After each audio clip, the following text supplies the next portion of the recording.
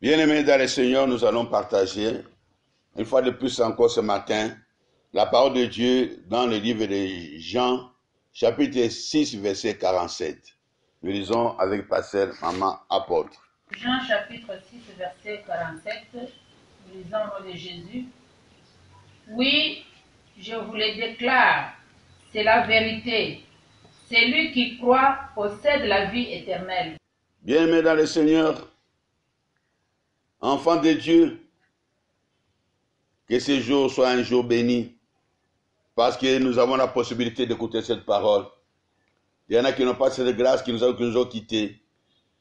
Mais toi qui as cette grâce d'écouter cette parole, réjouis-toi, parce que tu es un privilégié en tant qu'enfant de Dieu. C'est pourquoi en lisant ce passage, en vérité, je vous le dis, celui qui croit en moi a la vie éternelle. C'est Jésus qui le dit, celui qui croit en moi a la vie éternelle. Oui, nous avons le même passage dans Jean chapitre 3, verset 16. Parce que la Bible déclare, car Dieu a tant aimé le monde, qu'il a donné son Fils unique, afin que quiconque croit en lui ne meure point, mais qu'il ait la vie éternelle.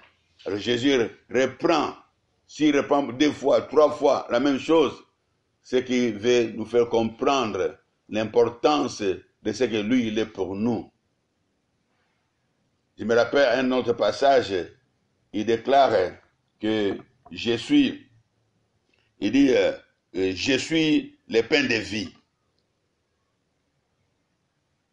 Donc, si lui est le pain de vie, tout autre pain qui n'est pas Jésus-Christ, c'est le pain de la mort. Il n'y a pas un pain intermédiaire où c'est le pain de vie, où c'est le pain de mort. Au milieu, il n'y a pas autre pain. Alors c'est pourquoi nous devons comprendre, bien-aimés dans le Seigneur, pourquoi Jésus insiste pour nous faire comprendre que nous devons avoir la vie éternelle. Je l'ai toujours répété dans mes messages, que la vie éternelle, c'est la vie de Dieu. La vie éternelle, c'est la vie du Père. La vie éternelle, c'est la vie céleste. La vie éternelle, c'est la vie des lumières. La vie éternelle, c'est la vie de gloire. Nous sommes enfants des lumières. Lorsque nous recevons Jésus-Christ comme Seigneur et Sauveur, nous avons fini avec les ténèbres. Et je me rappelle encore de ces fameux versets que nous prêchons tous les jours, quand l'occasion se présente, de Matthieu 11, verset 28. Venez à moi, vous tous qui êtes chargés et fatigués, je vous donnerai du repos. Oh, bien-aimés dans le Seigneur, quand nous voyons des gens se lamenter à gauche, à droite, pleurer à gauche, à droite, ne comprenant rien de ce qui les arrive, et qu'il y ait ce passage biblique, ça nous pousse à nous étonner, mais nous comprenons. Qu'est-ce que nous comprenons? Les gens ne veulent pas de Jésus.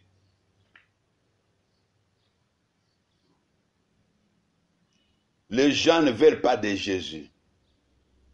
Ils n'acceptent pas Jésus dans leur vie. Pour plusieurs raisons, bien-aimés dans le Seigneur. C'est une grâce d'accepter véritablement Jésus-Christ.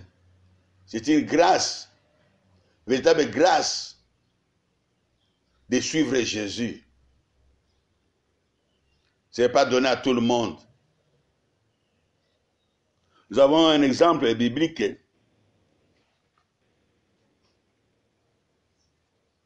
Bon, plusieurs exemples bibliques, mais je vais donner que quelques-uns. Jésus-Christ était avec ses disciples. Ils étaient au nombre de 12. Jésus a opéré des miracles. Ce qui est écrit dans la Bible, ce n'est que un petit nombre de miracles. Mais ce qui n'est pas écrit, cet élément, beaucoup, nous dit la Bible. Mais voilà, jusqu'à la fin de son ministère,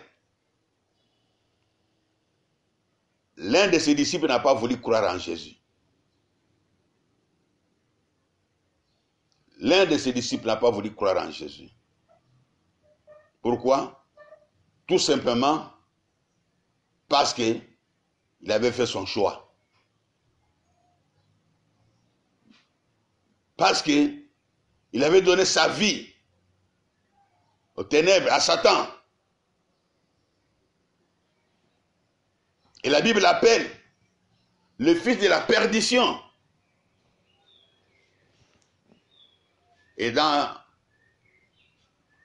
sa prière sacerdotale, que j'ai toujours appelé prière de rapport, après avoir fait son travail sur la terre, dans Jean 17, Jésus-Christ parle de ses disciples. Il dit ceci: de tout ce que tu m'as donné, je n'ai perdu aucun, sauf les fils de la perdition. Il était le seul à ne pas croire en Jésus. Pas parce qu'il n'a pas vu les miracles, mais parce qu'il n'avait pas de cœur à donner à Jésus. Il n'avait pas de vie à donner à Jésus. C'est comme aujourd'hui, bien-aimés dans le Seigneur, nous devons faire attention. Comme la Bible nous dit, maudit soit l'homme qui met sa confiance dans l'homme. Ce n'est pas tout le monde qui dit, j'ai pris, qui croit en Jésus. Ce n'est pas tout le monde qui vient à l'église qui croit en Jésus. Ce n'est pas parce que celui-là est intercesseur, il est choriste à l'église, il est diacre à l'église, il est pasteur, il prêche, qui croit en Jésus. Non, bien-aimé. Il y en a qui ont déjà donné leur vie, leur avenir, toute leur bénédiction à Satan. Mais ils viennent marcher avec nous. Ils viennent faire semblant. Parfois, ils paraissent même excellents dans le travail. Mais ils n'ont rien à voir avec notre Jésus. Ils ne viendront jamais à Jésus. Ils sont là pour mettre les troubles dans l'église, dans le cœur des enfants de Dieu, en étant engagés à l'église, mais en menant la vie du monde. Et à l'église, ils mettent du temps. Ils paraissent comme des modèles à l'église, mais les fruits de leur vie, bien-aimés dans le Seigneur, bouleversent les véritables enfants de Dieu. Et beaucoup se disent, mais puisque lui qui est engagé, puisque lui qui a l'intercession, puisque lui qui est à l'orchestre, lui qui est diacre, mène telle vie de péché, alors pourquoi pas moi? Non, bien-aimé. Il faut savoir que la foi est individuelle. C'est quiconque croit. Quiconque croit. Quiconque c'est toi. Quiconque c'est celui-là qui croit en Jésus réellement. Pas tout le monde. Qui peut avoir la vie éternelle. Qui peut mener la vie de Dieu. Qui peut goûter aux choses glorieuses.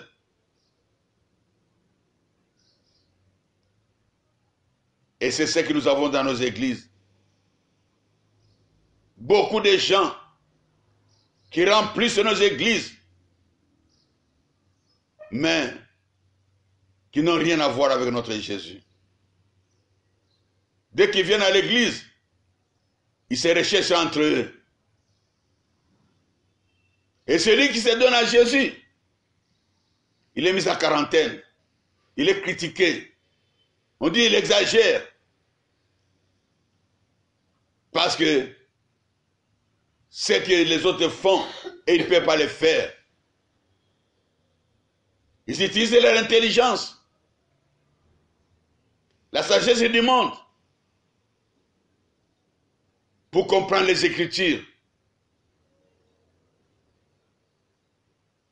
C'est dangereux, bien-aimés, parce que la Bible nous dit, venons de les lire, dans notre passage,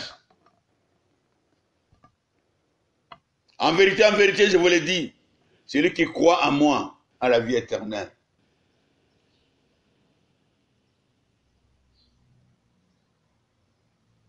Nous sommes interpellés ce matin, car croire, bien-aimé, c'est une grâce. C'est une grâce. Il y a plein d'églises, mais il n'y a qu'une seule église de Jésus-Christ. Il y a beaucoup de dieux. Il n'y a qu'un seul Dieu, le Père Céleste. C'est pourquoi nous devons faire attention. Nous devons chercher notre Seigneur de tout notre cœur. Et lui se laissera trouver. Avec tes yeux physiques, tu ne les verras jamais. Tu ne les trouveras jamais. Mais on les trouve avec les yeux du cœur. Si tu les cherches de tout ton cœur, tu les cherches de tout ton cœur.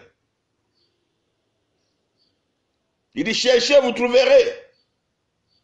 Cherche de tout ton cœur Jésus-Christ. Et lorsque tu as la vie, lorsque tu les trouves, tu as la vie. La vie, bien-aimé dans le Seigneur, se trouve en Jésus-Christ, car il a déclaré, je suis le chemin, la vérité et la vie. Nous avons tout intérêt, matin et soir, de chercher Jésus et de marcher dans la foi. Beaucoup viennent à l'église. Ils ne viennent pas pour Jésus. Ils viennent pour les intérêts personnels.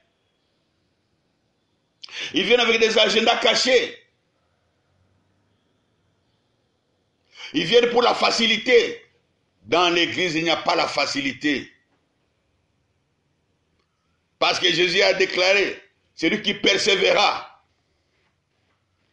Il faut persévérer. Ne peut persévérer que celui qui a l'endurance. Et quand on parle de l'endurance, on parle de l'effort fourni. Quand on parle de l'effort fourni, on voit l'opposition. Donc, bien-aimé dans le Seigneur, toi qui vis dans la facilité à l'église, cherche encore Jésus. Cherche encore Jésus, bien-aimé. Il a dit, venez à moi, vous tous qui êtes chargés, fatigués. Je vais vous donner du repos. Je vais vous donner des solutions. Je vais vous donner des réponses. Je vais vous donner la paix. Mais pourquoi la majorité de ceux qui prient n'ont pas tout cela? Parce que la Bible déclare, large est la voie qui mène à la mort. Et étroite est la voie qui mène à la vie.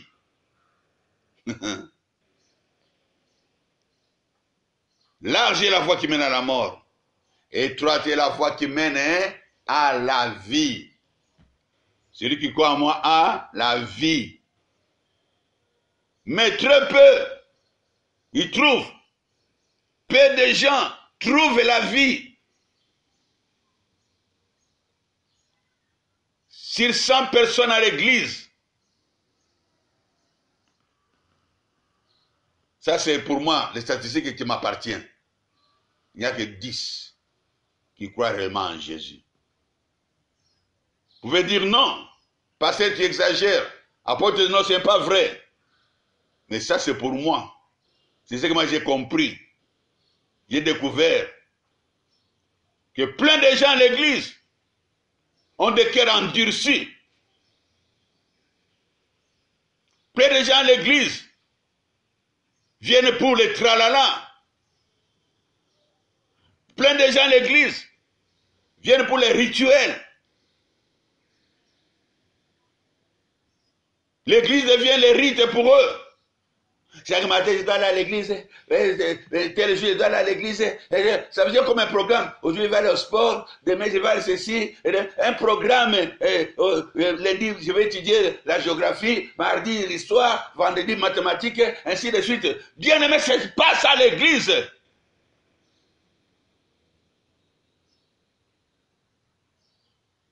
L'église de Jésus-Christ. Jésus l'a acquis. Au prix de son sang. Le jour où tu comprendras que pour devenir chrétien, tu dois croire que Jésus-Christ est mort à cause de tes péchés. Pour que tu sois sauvé, il a versé son sang. Il a abandonné le ciel pour devenir un simple homme sur la terre. Être vilipendé, lynché, humilié, pour que toi tu puisses avoir cette vie-là. Non, bien-aimé, cette vie-là, ça ne se ramasse pas au grand marché, ou au supermarché, ou dans un stade de foot. Les gens vont au supermarché, c'est pour leurs besoins. Les gens vont au stade, c'est pour se réjouir. C'est pour passer le temps. Mais toi, quand tu viens à l'église, cherche la vie. Cherche la vie, bien-aimé. Tu as tout intérêt à chercher la vie, parce que le temps passe. Le temps ne t'entend pas. Ça file, bien-aimé. Les années passent vite. Il n'y a pas longtemps, nous avons fait la bonne année. Nous sommes au mois d'avril déjà. Tu ne sais pas ce qui t'attend demain. Qui savait qu'aujourd'hui, au mois d'avril, au mois de mars, au mois d'avril, il y aura coronavirus? Qui savait qu'il y aura confinement? Qui savait qu'il n'y aura pas de vol, il n'y aura pas de voyage? Qui savait qu'on allait bloquer les frontières? Qui savait? Personne ne le savait. Et tout cela, est-ce qu'on en a besoin? Non, nous avons besoin seulement de la vie. C'est la vie qui compte, bien-aimé. Cette vie, elle est éternelle. Dans ce siècle présent et dans les siècles à venir. Cette vie, c'est Jésus-Christ. Il est le roi des rois. Il sera à jamais ton roi, à jamais ton Seigneur, à jamais la vie éternelle. Oui, viens à Jésus et tu auras la vie. Viens à Jésus et tu auras le bonheur. Il dit que je n'ai que des projets de paix pour vous et non de malheur, en fait de vous donner de l'avenir et de l'espérance. Bien-aimé, il y a la vie en Jésus-Christ. Bien-aimé, il y a la vie en Jésus. Il y a la solution. Il y a la joie. Ce n'est pas un homme qui communique la paix. Ce n'est pas un homme qui communique la joie. Loin de là, bien-aimé. Arrête de regarder dans l'homme. Tourne tes yeux vers Jésus. Arrête de regarder le médecin, même si le médecin est nécessaire pour des cas physiques. Oh Jésus. Et au-delà de tous ces cas physiques, spirituels, financiers, sociaux, matériels, Jésus est au-dessus. Il a la réponse à tout. Là où le médecin est limité, Jésus est là. Là où le gourmestre est limité, Jésus est là. Là où le gouverneur est limité, le chef de l'État est limité, le féticheur est limité. Jésus est là pour toi. Il dit, viens à moi. Pourquoi tu refuses? Tu n'es pas le fils de la perdition. Tu n'es pas la fille de la perdition. Donc, cet appel, c'est pour toi aussi, bien-aimé. Même si tu es sorcier, tu n'as pas cherché à le devenir. On te l'a imposé. Viens à Jésus. Il a la vie à te communiquer. La vraie vie. Tu vas manger le véritable pain. Le pain de vie. Viens manger. Viens manger, Jésus t'appelle. Viens boire. Arrête de l'alcool. Arrête de boire le sang de tes enfants, de la famille. Viens Jésus. Il y a le véritable breuvage. Le sang de Jésus. Oh, le sang qui sauve. Le sang qui guérit. Oh, toi qui souffres. Toi qui es malade. Je t'invite. Je t'invite. Jésus t'attend. Jésus t'attend. Écoute sa voix. Parce qu'il a beaucoup de choses à partager avec toi. Ne le savais-tu pas? C'est depuis 2000 ans qu'il est là. Aujourd'hui, nous sommes en 2020. Réveille-toi, toi qui dors. Lève-toi, toi qui es assis. Marche, cours. Il n'y aura pas d'embouteillage dans cette course-là. Lorsqu'on vient à Jésus, il n'y a pas d'embouteillage. Parce que chacun a son couloir de course. Vous n'allez jamais vous toucher même pas les coudes. C'est une voie claire, libre pour toi. Mais sache qu'il y a des montées et des descentes. C'est tout ce que tu rencontreras. Tu auras à monter, à descendre. Il y a des vallées, il y a des collines, il y a des montagnes. Mais tu es seul sur ton chemin. Parce que Jésus t'appelle toi seul. Lorsqu'il t'appelle, il a déjà ouvert le chemin pour toi. C'est comme Bartimée. Tout le monde disait, Bartimée, tais-toi. Il a dit, non, personne ne peut m'arrêter. Moi, je cours vers la vie. Je cours vers la vie. Bartimée, non. Moi, je cours. Personne ne pouvait arrêter Bartimée parce que Bartimée courait dans son couloir de vie. Oh, bien-aimé. La vie est là pour toi. Pourquoi continuer à pleurer? Pourquoi continuer à te lamenter? Pourquoi continuer à présenter ce visage de l'enfant pauvre? Non, tu n'es pas pauvre. Oh, maladie incurable. Il n'y a aucune maladie incurable en Jésus-Christ. Oh, je ne comprends pas. Oh, pourquoi tu ne comprends pas? Parce que Jésus-Christ est la réponse. Jusqu'à quand, Seigneur? Non, bien-aimé, c'est toi qui es en retard toi-même. Ça fait depuis 2000 ans qu'il agit. Ouvertement. Ça ne se cache plus.